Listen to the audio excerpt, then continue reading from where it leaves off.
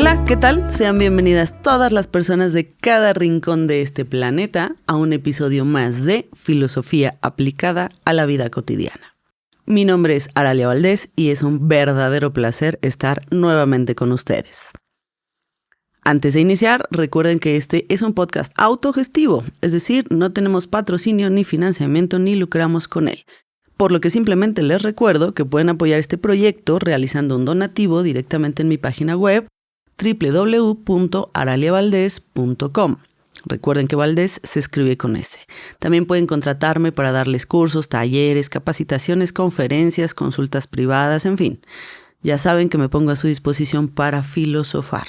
Recuerden que pueden contactarme por WhatsApp al más 52 55 27 15 04 86 o mandarme un correo a hola@araliavaldez.com.mx. Y bueno, muy bien, ahora sí, entremos en materia.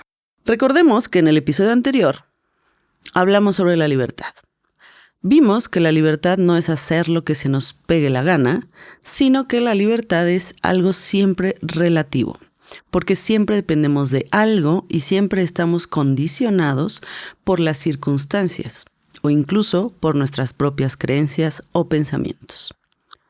En este sentido es que el filósofo Baruch Spinoza, que tanto nos gusta en este espacio, dice que nacemos en estado de servidumbre y no nacemos en libertad. Por lo tanto, la libertad es un resultado de un camino, de una lucha para liberarse de algo. La libertad no es una condición innata del ser humano, sino que es algo por lo que tenemos que aprender a luchar. Tenemos que aprender a liberarnos para poder actuar en libertad. Spinoza definía al ser humano como un ente atravesado por afectos. Él decía: los seres humanos se hallan naturalmente en estado de servidumbre, no de libertad. Llamo servidumbre a la impotencia humana para moderar y reprimir sus afectos. Bueno, ¿qué significa esto? Significa que el ser humano, nosotros, estamos sujetos a las reacciones que tenemos con las cosas que nos afectan y a las creencias o ideas que producimos sobre estas afecciones. Es decir, a lo que yo pienso en relación a por qué me afectó algo. Cuando algo me afecta, yo produzco una reacción en mis sentidos y en mi cuerpo, pero al mismo tiempo produzco una idea sobre lo que me afecta. Esta idea puede ser adecuada o inadecuada. Dependiendo de esta idea que yo produzca, es que las cosas me afectarán de manera diferente. Y justo ahí es donde inicia el viaje hacia la libertad para nuestro querido Spinoza. Cuando yo me doy cuenta de la forma en la que me afectan las cosas y genero conciencia al respecto, entonces es que puedo intentar transformar esa afección y transformar mis ideas respecto a esa afección. Ser presas de nuestras pasiones, dejarnos guiar y arrastrar por ellas, ser personas apasionadas en la vida, en realidad nos mantiene en un estado de servidumbre. Somos esclavos de nuestras reacciones y de la forma en la que interpretamos el mundo. Y estas dos determinaciones nos impulsan a obrar de manera coactiva y por lo tanto no estamos actuando con libertad. Por ejemplo, si un perro me muerde, mi reacción fisiológica probablemente será sentir miedo y dolor. Pero después vendrá mi reacción emocional, y probablemente sentiré enojo o ira o algo más intenso, porque me sentí vulnerada, me sentí lastimada. Pero después van a venir muchos pensamientos sobre estas reacciones que ya tuve, que probablemente me generen una serie de ideas inadecuadas que me llevarán a reaccionar de una manera inadecuada. Quizá mis pensamientos me llevarán al deseo de venganza, por ejemplo, y sentiré la necesidad de hacerle daño al perro o al dueño del perro. Y esta es una idea inadecuada, porque no me permite entender la causa de por qué me mordió el perro. Esta idea de sed de venganza, que es de lo más común que nos asalte a lo largo del día, es una idea que me hará sentir una falsa necesidad de desquitarme con alguien por lo que me pasó. Y no me va a dejar razonar sobre cuáles fueron las causas de la mordida. No voy a ser capaz de pensar Por ejemplo, que el perro es un animal, que no tiene el mismo tipo de conciencia que yo tengo, y por lo tanto que no tiene valores morales y por lo tanto que su acción de morderme no está cargada de una intencionalidad moral. Es decir, el perro no quiso hacerme daño intencionalmente, sino que quizá el perro se sintió amenazado de alguna manera por mí y solamente reaccionó de acuerdo a su propia naturaleza. Por lo tanto, el perro ni es malo ni me dañó intencionalmente. Pero mientras yo crea que lo hizo con intención, voy a sentir que el perro es la causa de mi infortunio. Y esta idea inadecuada nos puede llevar a pensamientos muy extremos que intensifiquen mi sufrimiento. Bueno, incluso, por ejemplo, podría yo llegar a creer que los perros del mundo tienen algo en mi contra, o que soy extremadamente desafortunada porque todo me va mal en la vida y hasta los perros me muerden y me orinan de pasadita. En este escenario, yo estoy siendo víctima de mis propios pensamientos y afecciones. Soy yo misma quien se está afectando en la tristeza por causa de mis pensamientos inadecuados. E incluso estos pensamientos inadecuados me van a imposibilitar descubrir la verdadera causa. Es decir, el por qué el perro me mordió. Probablemente yo me moví violentamente cerca de él y no me fijé. Probablemente yo lo hice que se sintiera amenazado sin darme cuenta. Probablemente yo fui copartícipe de esa acción. Pero si yo solamente me vuelco en mis emociones y responsabilizo al perro, voy a ser incapaz de observar cuáles de mis actos fueron inadecuados en ese escenario y provocaron la reacción instintiva del perro. Y si no logro eso, nada más me quedaré con el juicio moral de, el perro es malo, y entonces voy a desarrollar un trauma y me van a dar miedo todos los perros del mundo, porque simplemente estoy teniendo una idea inadecuada respecto a un acontecimiento, a un hecho que me afectó, que me produjo una afección. En este sentido, es entonces que podríamos afirmar que la libertad para Spinoza es dejar de ser pasivos frente a las determinaciones externas que nos coaccionan a efectuar acciones de las que nosotros mismos no somos la causa. Un esclavo es aquel que no sabe lo que hace ni para qué lo hace. Un ser humano libre, en cambio, es aquel que tiene conciencia de sus acciones. Y para lograr generar conciencia sobre nuestras acciones, necesitamos aprender a controlar nuestras reacciones. Debemos entender que nuestras reacciones no responden solamente a un impulso biológico, sino que se producen también a partir de nuestros pensamientos y creencias. Nuestros pensamientos y creencias siempre están circunscritos a un contexto social. Esto implica que gran parte de las ideas que yo sostengo y repito y que construyen mi sistema de creencias no son mías. Son parte de un pensamiento colectivo que está estructurado para engañarme, para mantenerme en la ignorancia, en el estado de servidumbre. Porque nuestro estado de servidumbre le es muy útil al sistema. Mientras menos libres seamos, más dominables somos. Recuerden siempre, donde hay obediencia ciega, hay ausencia total de pensamiento. Somos esclavos de nuestra propia ignorancia, diría Spinoza. O en otras palabras del mismo Spinoza, la libertad del hombre se obtiene a través del conocimiento que éste tiene de él y de lo que lo rodea. Mientras más conocemos del mundo que nos rodea y más conocemos de la naturaleza, más conocemos de nosotros mismos y por lo tanto más conocemos de Dios. En este punto se abre una discusión filosófica muy interesante respecto a si el estado de servidumbre que hemos mantenido como humanidad es una cuestión de voluntad o es algo involuntario. Así que me gustaría preguntarles a ustedes, ¿ustedes qué creen? ¿Somos voluntariamente ignorantes? ¿Preferimos no saber porque saber nos responsabiliza? ¿O simplemente es que estamos tan acostumbrados a nuestra propia ignorancia que nos resulta muy difícil o imposible darnos cuenta de ella? Venga, déjenme sus respuestas en los comentarios aquí en este episodio, me encantará leerlos. Como hemos señalado hasta ahora, ser libres implica aprender a moderar la manera en la que las cosas nos afectan Y también implica liberarnos de nuestras propias creencias y pensamientos inadecuados. Pero esto resulta francamente difícil, pues como sociedad hemos construido sistemas de pensamiento que nos determinan a actuar de una manera específica en todos los ámbitos de nuestra vida. Como por ejemplo, la moral. La moral es un tipo de pensamiento que nos permite evaluar casi cualquier fenómeno de nuestra vida como bueno o malo. Pero muchas veces este pensamiento es inadecuado e inútil. ¿De qué me sirve juzgarme a mí misma como buena o mala persona de una manera general? Pues no me sirve de absolutamente nada, salvo para ponerle una categoría más, una palomita más a mi identidad.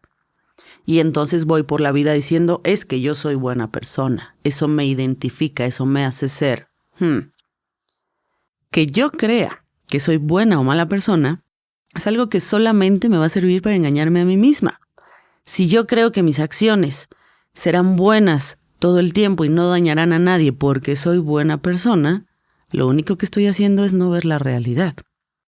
Porque una acción que yo puedo considerar buena para mí e inofensiva para otros, los otros que vivan la otra cara de mi acción, podrán decir que fue algo dañino para ellos. Y por eso, de nada me sirve pensarme como buena persona o mala persona. Nos sería muchísimo más útil aprender a pensar si mi acción en relación con las personas a las que afecto o las cosas o los otros seres vivos, si esa acción singular, particular, incrementó mi potencia y preguntarme de quién disminuyó la potencia.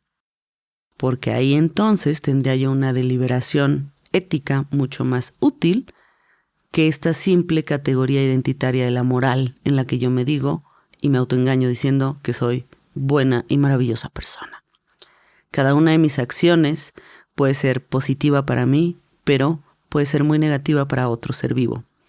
Y ahí es donde se teje lo interesante de la ética. Entonces, hay que romper con este tipo de pensamientos. Por eso podemos afirmar justo que la identidad es una de las construcciones conceptuales que más daño nos han hecho como sociedad y nos sigue haciendo como seres humanos en la actualidad.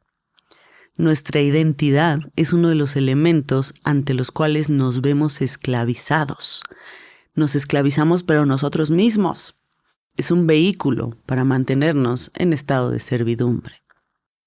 Levinas, un filósofo que les recomiendo muchísimo, lituano, que estuvo preso en un campo de concentración durante la Segunda Guerra Mundial, al igual que Viktor Frankl, argumentaba que asimilar una identidad de manera inconsciente es asumir un modo de comportarte, de sentir, de pensar y de ver la vida que no le va a dejar espacio a otros modos del ser, a otras formas de ser.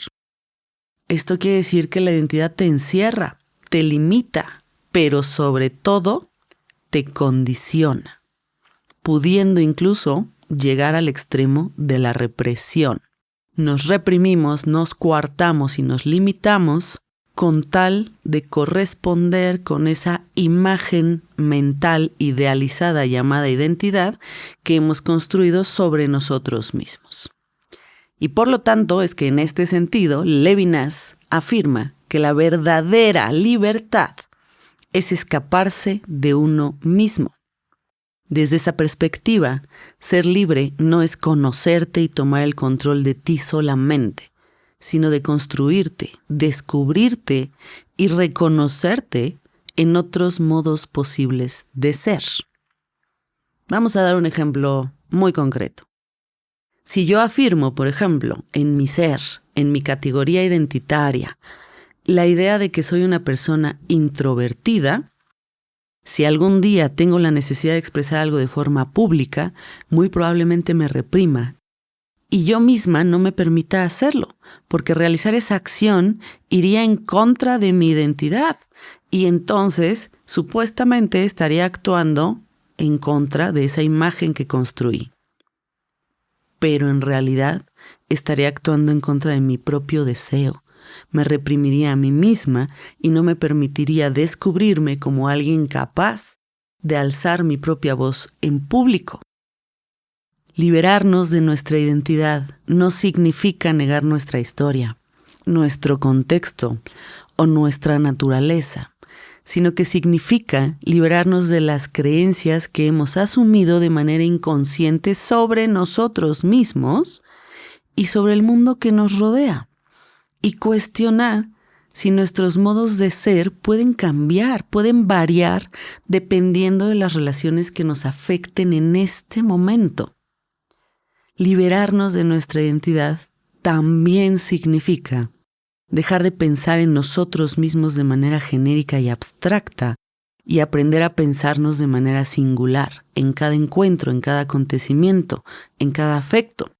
Esto es como el ejemplo que dábamos hace unos minutos sobre la moral. Si yo me pienso de manera genérica y abstracta como buena persona, eso no me va a servir para observar y analizar mis relaciones singulares. Cuando yo estoy delante de otro ser vivo, delante de otro individuo, y mis actos y los actos del otro nos afectan mutuamente, y en ese cruce de afecciones es que yo debería entonces de desarrollar el pensamiento singular y analizar los modos de ser que estamos desarrollando en ese momento específico, en lugar de irnos al modo genérico del pensamiento y decir, es que mi acción fue buena porque yo soy buena persona. No, eso no nos sirve de absolutamente nada. Tenemos que reconocer que toda acción tiene una multiplicidad de interpretaciones y una multiplicidad de formas de afectar al otro, a mí mismo, a la totalidad. Y eso es romper con el pensamiento identitario, aprender a pensar de una manera más singular, más abierta en relación a cada acontecimiento que experimentemos.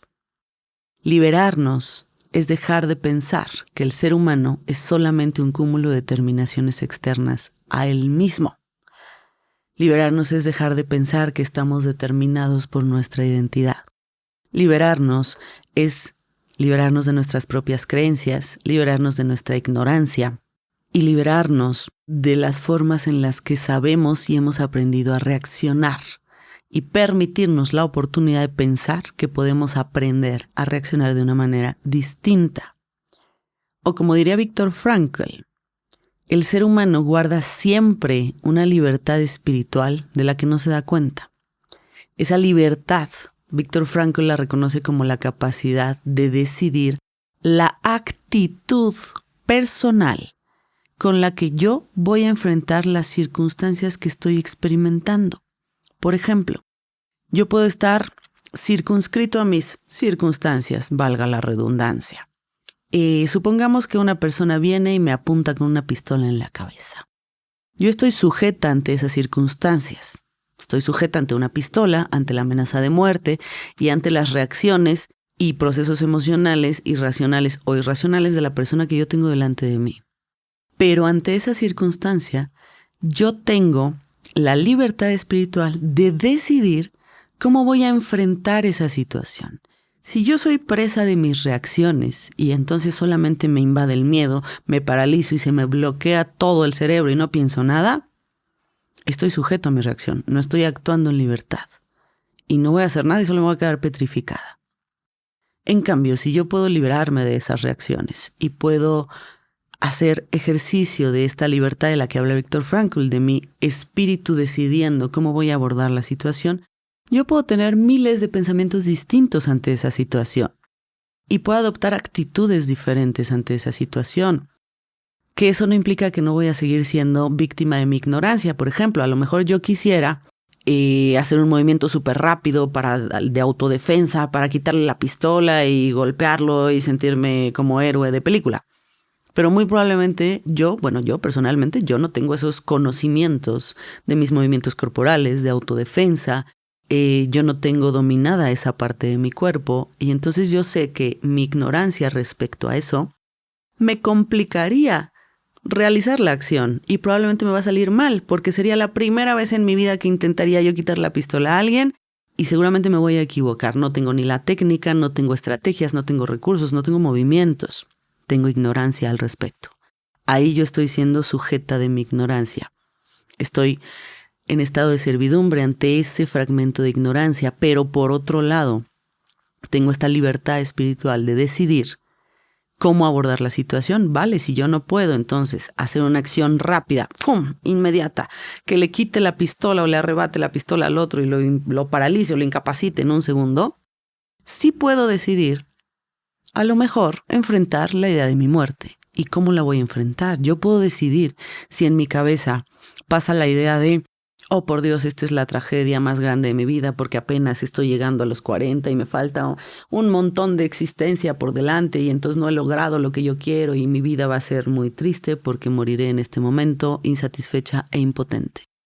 O puedo tomar otra decisión, otra actitud y elegir y sonreír y decir, vale, mi vida estuvo linda, ha sido muy gratificante, ha sido muy satisfactoria y si muero hoy, probablemente no sea tan terrible. Seguramente hay muchas otras peores maneras de morir. Probablemente un disparo en la cabeza no me genere tanto dolor. Probablemente no sea una muerte tan mala. Porque bueno, para nosotros la muerte mala implica dolor. Y eso será otro tema de otro de nuestros episodios. Pero bueno, ustedes coméntenme si quieren que hablemos sobre el miedo a la muerte y todo lo que esto implica. Pero regresando a nuestra reflexión. Yo puedo elegir si en ese momento mi muerte va a significar la peor tragedia o algo natural, algo bueno, algo satisfactorio. Incluso puedo elegir cuál va a ser el último pensamiento que pase por mi cabeza. ¿Sí? Incluso puedo elegir si mi muerte va a valer la pena o no, va a tener un sentido o no, si voy a intentar defenderme aunque me maten. Bueno, eso le da un significado diferente a mi muerte. O si no, voy a intentar defenderme y al contrario, acepto la idea de morir en este momento y empujo a la otra persona a jalar el gatillo. Eso está en mis decisiones, en mi espíritu, en mi capacidad de decidir. Así que, como hemos visto a lo largo de este episodio, con estos 3 autores que nos hablan desde distintos lugares, pero nos llevan hacia un camino semejante, liberarnos. La libertad, la verdadera libertad, no es hacer lo que se nos pegue la gana, no es seguir nuestro impulso tal cual así como aparece en nuestra conciencia de manera inmediata, no. La libertad es liberarnos de nosotros mismos, liberarnos de nuestras reacciones, liberarnos de nuestras ideas y asumir con valor la responsabilidad de decidir. Esta capacidad espiritual de la que Viktor Frankl dice que absolutamente nadie nos la puede quitar, nadie nos la puede alienar. ¿Por qué? Porque es una decisión de cómo ocupas tu pensamiento. Y cuando empecemos a responsabilizarnos de esa decisión, de cómo estoy yo interpretando una situación y volviéndome consciente de que esa interpretación es parte de mi voluntad y no es la única interpretación que yo le puedo dar a la realidad, ahí es entonces donde empezamos a ejercer la verdadera libertad. Así que ya saben, para liberarse, para ser más libres en la vida, empiecen a moderar sus pensamientos, sus reacciones, empiecen a observar cada que la identidad aparezca en ustedes, cada que haya un pensamiento del tipo, es que yo soy de esta manera, es que yo no soy de esta otra manera, es que yo soy esto y siempre he sido así. Deténganse a cuestionar eso. Es lo más importante para comenzar el camino de la libertad. Y no olviden nunca que desde la filosofía de Spinoza, la libertad no es un elemento singular, no es mi libertad independiente que no afecte ni se relacione con la libertad de los otros, no, al contrario.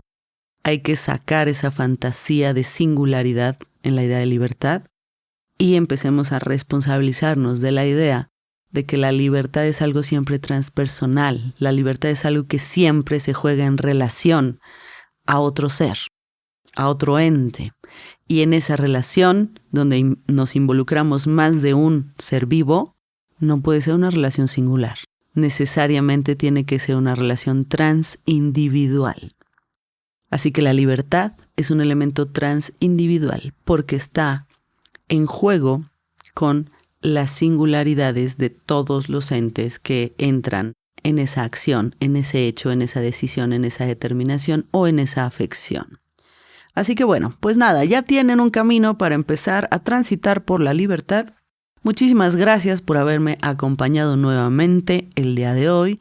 Y bueno, pues nada, por favor coméntenme en los comentarios de Spotify, ahora que estamos estrenando estos modos.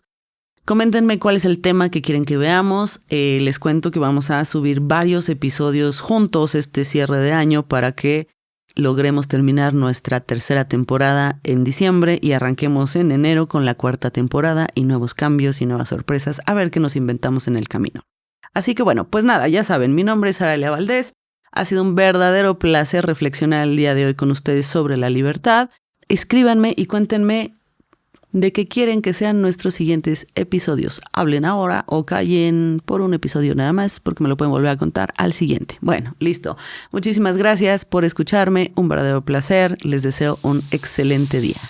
Gracias.